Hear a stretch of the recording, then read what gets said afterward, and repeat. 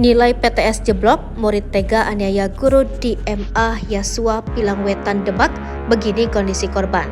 Seorang siswa Madrasah Aliyah di Desa Pilangwetan RT 2 RW 3 Kecamatan Kebon Agung, Kabupaten Demak, Jawa Tengah bikin gara-gara. Siswa itu tega melukai gurunya hingga mengalami luka-luka yang cukup serius dan harus dirawat di rumah sakit. Gara-garanya siswa MA Yasua ini tidak terima hasil penilaian tengah semesternya jeblok. Ia menyalahkan sang guru dan melukai. Diketahui bahwa peristiwa tersebut terjadi sekira pukul 9.30 ketika guru bernama Fatkur yang sedang mengawasi PTS Senin 25 September 2023. Akibat insiden ini, guru tersebut mengalami luka serius dan dilarikan di Rumah Sakit Semarang.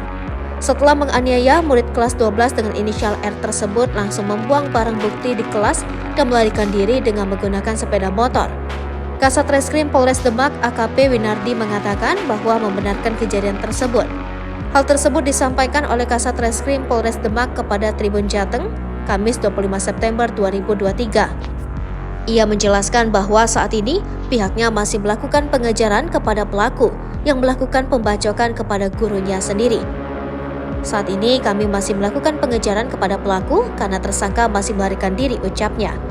Dia menambahkan bahwa pelaku nekat melakukan aksi tersebut didasari dengan tidak terima dengan nilai tengah semester yang jelek.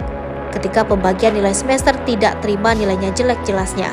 Saat ini Satreskrim Polres Demak masih melakukan proses pengejaran kepada pelaku.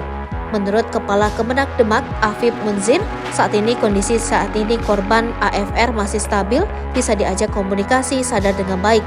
Disebutkan AFR mengalami luka di leher dan lengan.